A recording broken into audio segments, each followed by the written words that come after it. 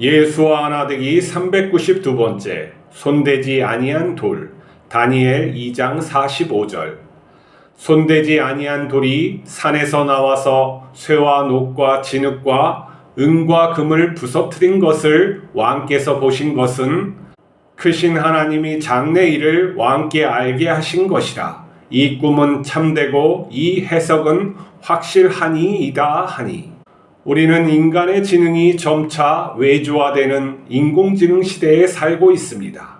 세상 사람들은 합성 생물학으로 영생을 꿈꾸며 트랜스 휴먼으로 초인을 갈망할 것입니다. 기계에 의존함으로 인간의 주체성은 약화되고 많은 윤리적 문제가 있을 것입니다. 우리의 신앙을 비웃고 흔들려는 자들도 나타날 것입니다.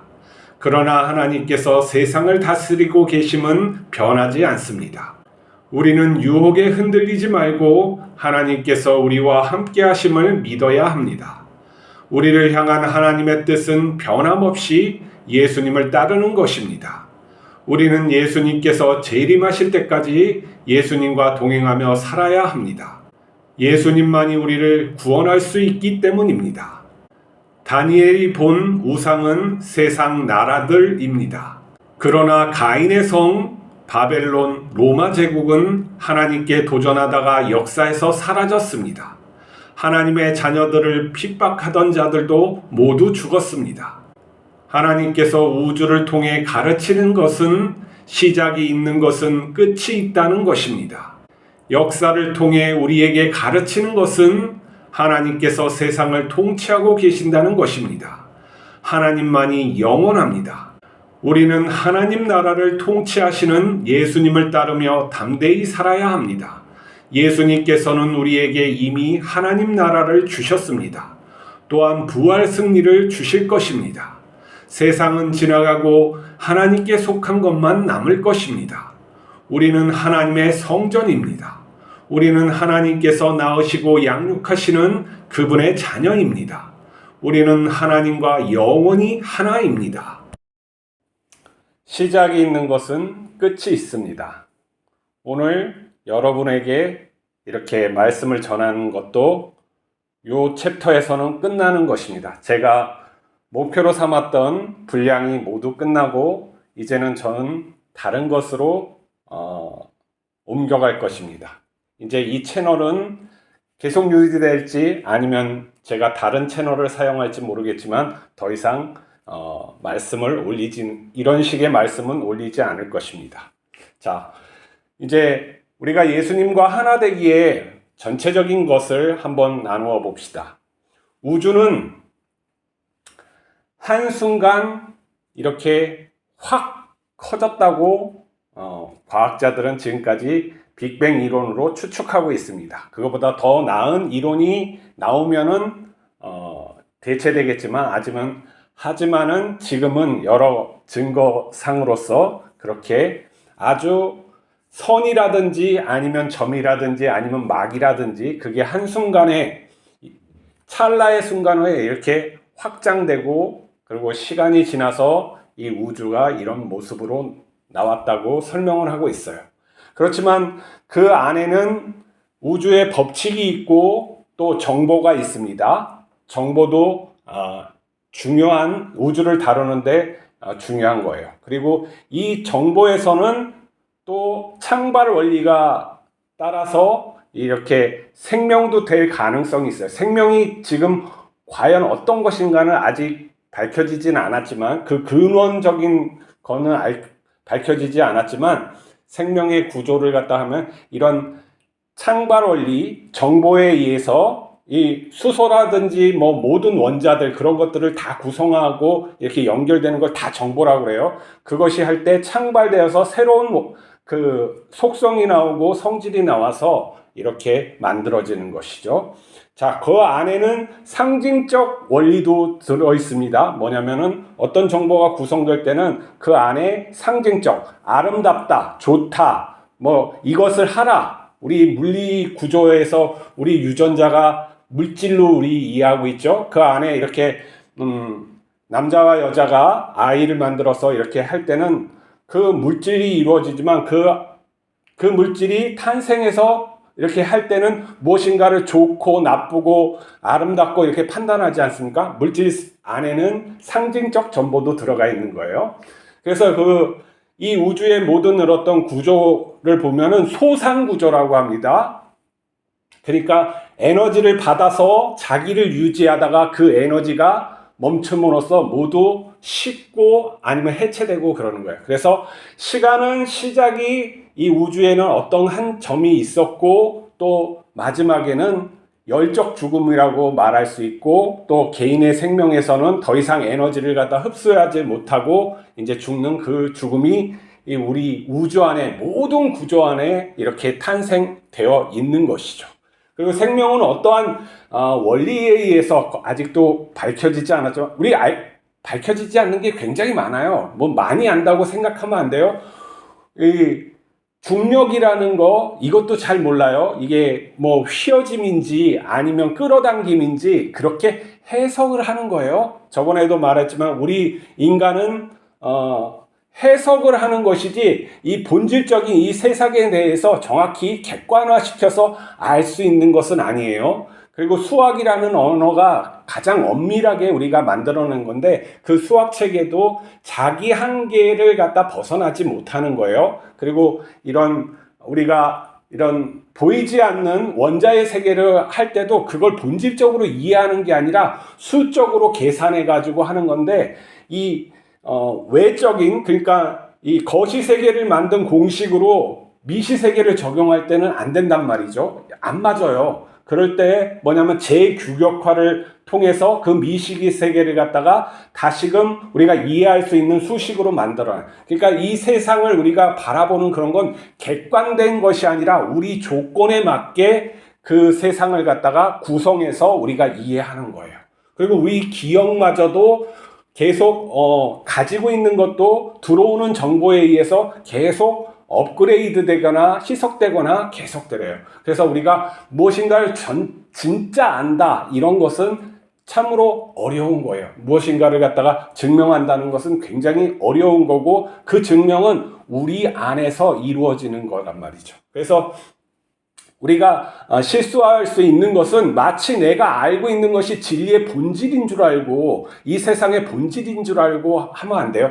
우리의 제약이 있고 우리의 어떤 구성, 틀 안에서 세상을 이해하고 하는 거예요. 하나님께서 이 세상을 창조하신 거, 시작이 있다는 것은 굉장히 놀라운 것이죠. 그 시작이 뜨거운 고밀에서 시작했는데 법칙도 정보도 있고 이런 어떤 창발 원리도 있어서 이 세상이 확 풀어져가지고 이렇게 만들어졌다는 거, 이건 뭐 그냥 우연이 됐겠어요? 그리고 미세한 그 구조로 이 우주가 정밀하게 아주 인간이 말할 수 없는 그 정밀도로 계속 돌아가고 있기 때문에 이거는 그냥 우연으로 만들어질 수 없다는 거예요. 그래서 무신론적인 과학자들이 어떻게 그걸 갖다 극복하기는 이 우주가 무한히 많으면은 그 중에 하나는 될 수 있지 않을까. 우연히 거기에서 우리가 태어났으니까 이렇게 됐겠지. 그런 어떤 자기 우주 원리라고 해요. 인류 원리라고 해요. 그렇게 하는 걸로 그냥 하지만은 그냥 우리가 생각해 직관적으로 생각해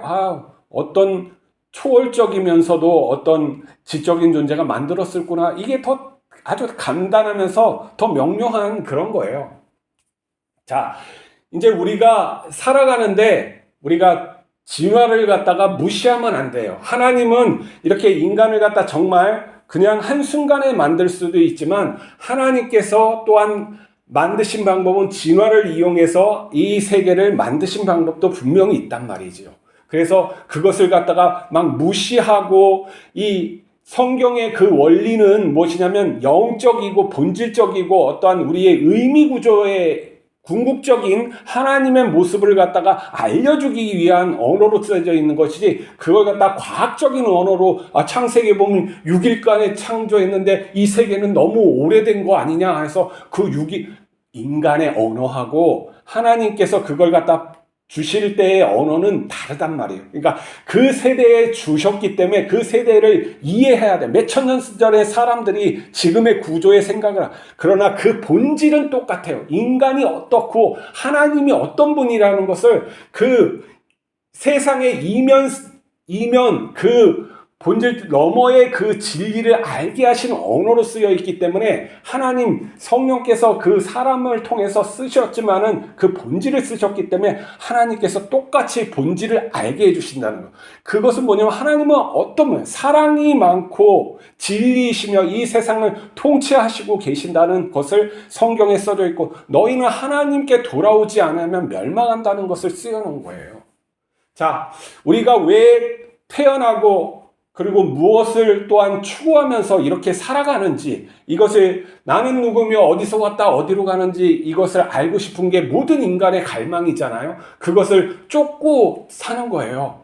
근데 제가 연구한 바에 의하면 이런 거예요. 인간이라는 것은, 자, 동물과 인간이 구별되는 거 보면 상징적 세계를 갖다가 우리가 탐구할 수 있고 상상할 수 있고 또 그것을 만들어낼 수 있는 그런 인지 구조에 있는 거예요. 그러니까 보이지 않는 세계를 갖다 보고 그걸 과학적으로도 설명하고 철학적으로도 설명하고 없는 것을 이렇게 있게 만들어내는 놀라운 인지 구조. 그러니까 추상적인 인지 구조를 가지고 있는 거예요. 그것은 어떻게 생겼느냐 제가 해보니까 인간과 이 동물의 차이점은 다 가지고 있어요. 그러니까 질서를 유지하고 계급을 만들고 공평을 유지하고 아름다운 것을 이렇게 느끼고 이러한 것들이 다 고등동물에게는 있단 말이에요. 근데 이걸 갖다 통합하기 위해서는 두 가지가 있어야 돼요. 이 상징들이 한꺼번에 이루어져야 된단 말이죠.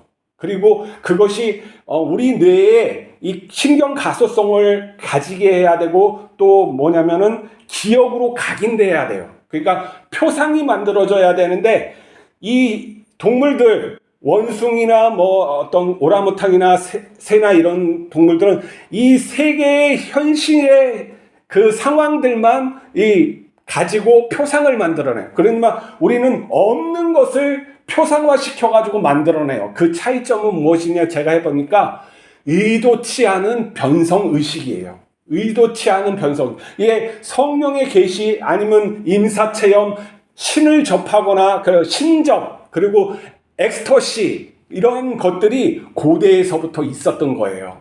그게 우리가 성령 체험한 사람들 말하는 거 보면 내가 의도치 않은데 어떠한 힘이 나에게 들어와서 그 환상을 보게 하거나 아니면 방언을 나오게 하거나 막 이런 것들이 있잖아요.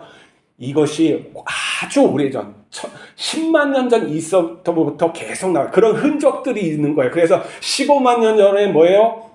그 소라 껍데기 뿔소라로 갈아가지고 그 진주 모양으로 둥글둥글둥글하게 목걸이를 만든 거예요. 이게 상징적인 그런 것들이 만들어지는 거예요. 모로코에서 비스문 동굴에서부터 33개의 그런 것들이 나왔어요. 거기다가 황토도 바른 흔적이 있고, 그리고 12년 전에는 갈리 근처에 있는 그 동굴이 있어요. 그 동굴 이름이 잠깐 생각이 안 나요. 그 동굴이 있는데 그 12만 년 전에도 사람들을 매장하고 부장품을 모여서 또 황토색을 바르고 이러한 것이 뭐냐면은 그러한 그 매장 문화가 있었다는 게 밝혀졌어요. 그것은 뭐냐면 4, 5세기에 대해서 알게 되는 거예요. 그 사람들도 12만 년 전의 사람들도 4, 5세기를 갖다가 생각하면서 이건 뭐가냐면은 그들에게도 뭐예요? 초월적인 역사가 그들에게도 임했던 거예요. 이게 그러면서 확 들어오면 어떻게 돼요? 그게 우리가 신접했다 그러죠. 하나님의 그런 것들이 확 들어오면 어떻게 돼요? 보이지 않는 세계가 확 열리는 거예요. 그러면 각인되는 거예요. 근데 우리에게 심리 구조에서 심리 기제라고 해요. 여러 가지 욕망들이 많잖아요. 힘을 추구하는 거, 사랑을 추구하는 거, 또 뭐야, 성을 추구하는 거, 여러 가지 심리 구조에서 가장 두드러지고 가장 중요한 게 있어요. 하나는 힘, 이 세상을 지배하려고 하는 거. 뭐냐면은 이 세상에 대해서 내가 위협을 받잖아요. 고대인들도 맹수나 어떤 자연환경, 그래서 힘을 내가 갖고 싶다는 열망이 모든 것이 있어요. 심지어 동물들에게도 있어요. 또 하나는 뭐예요? 내가 사랑을 받고자 하는 거예요. 어머니로부터, 아버지로부터, 이 사회로부터 사랑을 받고자 하는, 위안을 받고자 하는 심리 기제가 있는 거예요. 동물들도, 애완동물들도 사람의 사랑을 받고자 그렇게 애양을 이렇게 떨잖아요. 근데 그것이 사람에게 선택이 된 거예요. 하나님께서 사람을 그렇게 지으시고, 이게 뭐냐면 그 사람이 좀 더 다른 동물하고 틀린 것은 이 신경이 조밀하고 밀집 농도가 크고 그러는 거예요. 그러니까 여기에서 다른 동물들에 비해서 발화할 수 있는 그 구조가 인간의 뇌가 더 좋아요. 그러니까 침팬지와 우리하고 이렇게 해서 변성의식을 둘 다 가질 수가 있어요. 약물로 해서. 근데 사람이 더 밀접하게 이런 시냅스들이 이용이 돼 있기 때문에 변성의식이 딱 했을 때 상으로 맺혀질 수가 있어요. 우리가 변성의식의 어떠한 그런 것을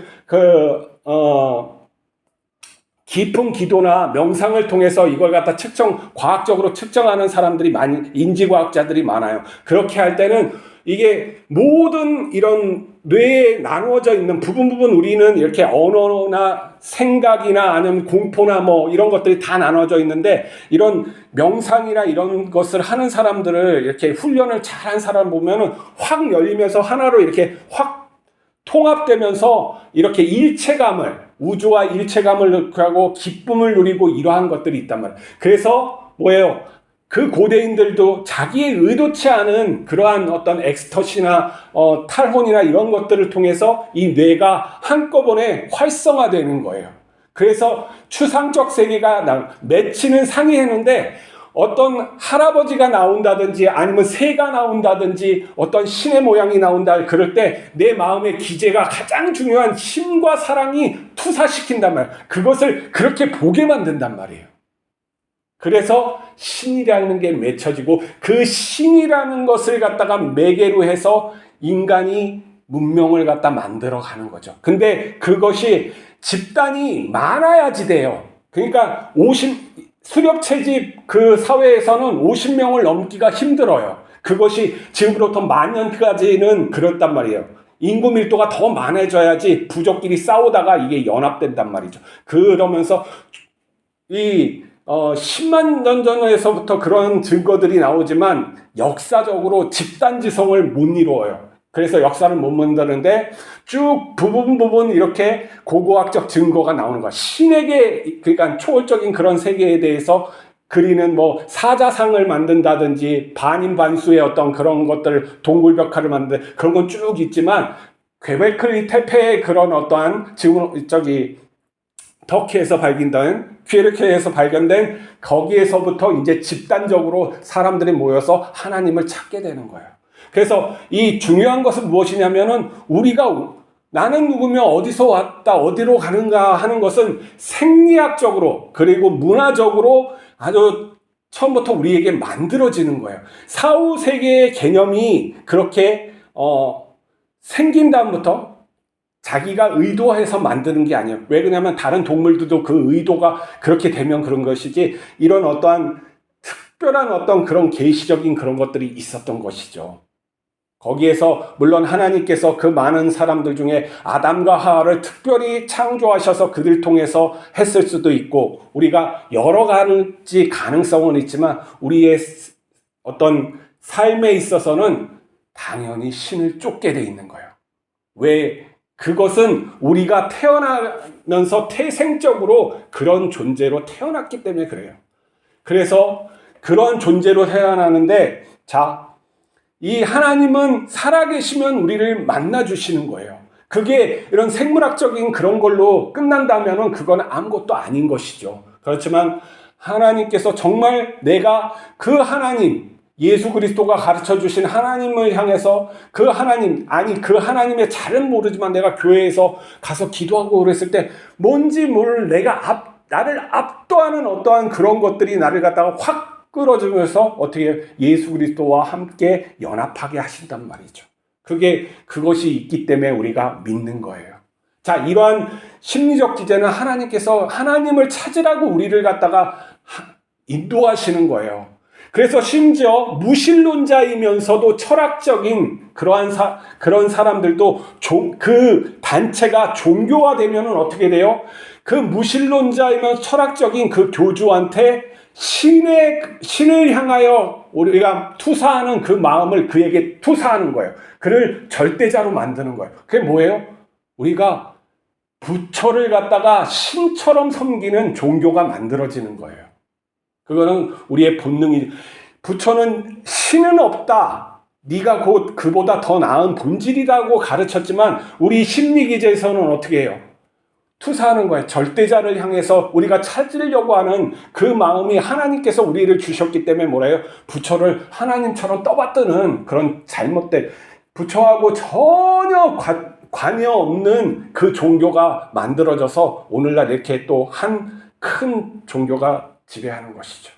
자, 성경의 말씀은 무엇이냐면 하나님께서 특별히 우리를 선택하셨다는 거예요. 그거는 하나님의 경륜이에요. 그 기회를 우리에게 주신 것이고, 그 기회를 주시면 하나님의 자녀를 만드는 그러한, 그 버려지고 쓸데없고 우리 스스로 구원받을 수 없다는 거예요.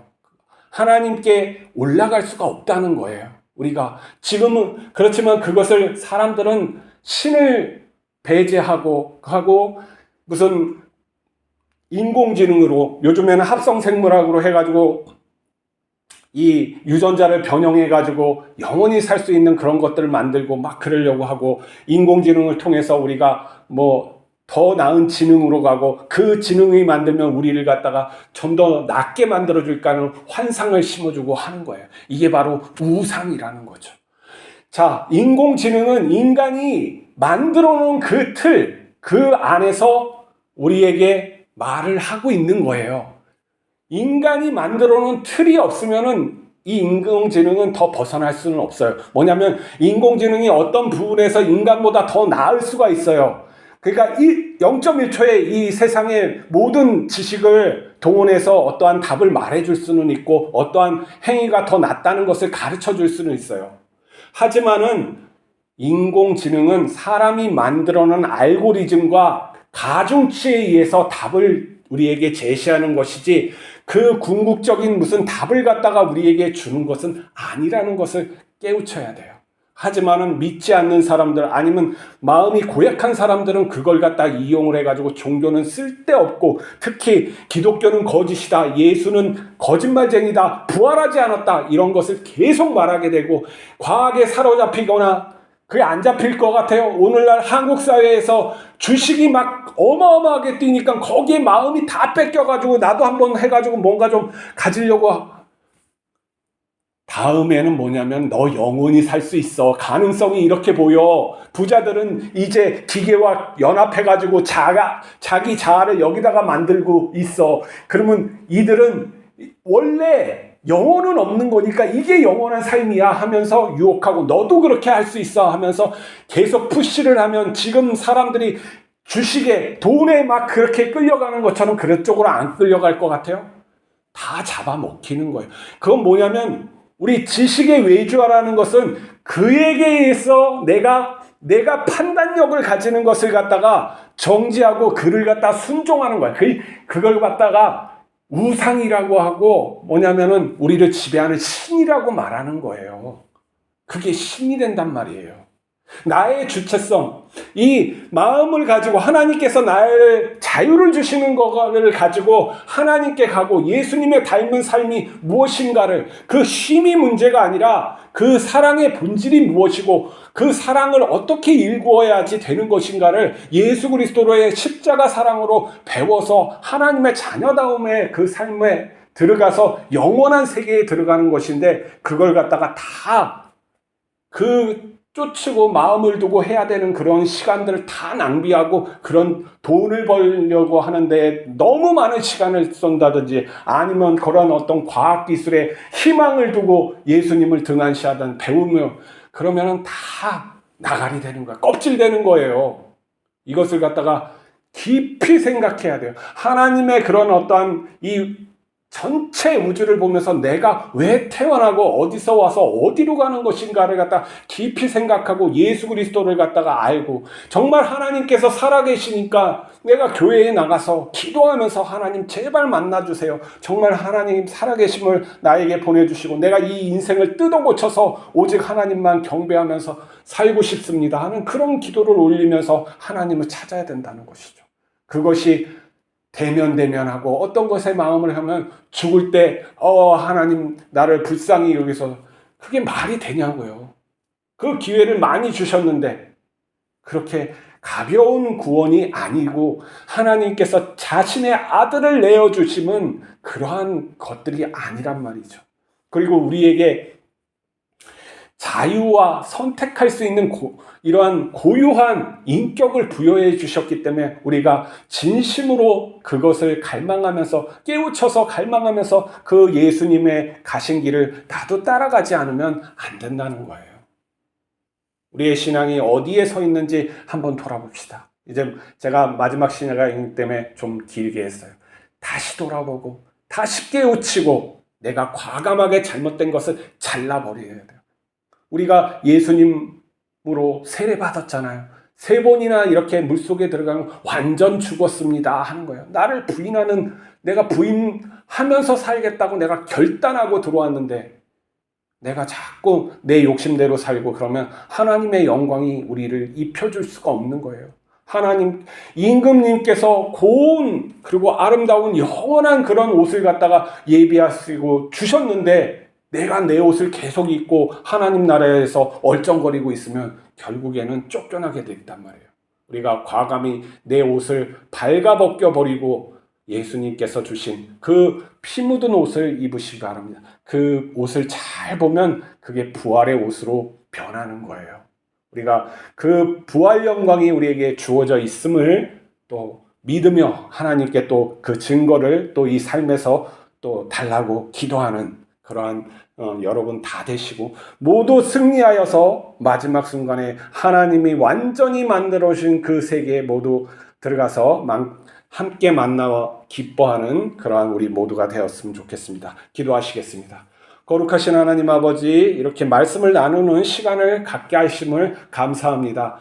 우리를 붙들어 주시옵소서. 세상의 유혹에 넘어가지 않게 하여 주시고 하나님의 그 사랑을 더 깊이 알아서 내가 더 간직하고 내가 하나님의 자녀답게 되는 그 길에 열심을 다할 수 있게 인도하여 주시옵소서. 예수님께서 항상 함께 하심을 믿나이다. 우리를 갖다가 철들게 하여 주시고 또 영화롭게 하여 주셔서 온전한 찬양을 받아 주시옵소서. 함께 하옵소서. 우리 주 예수 그리스도 이름으로 기도하옵나이다. 아멘.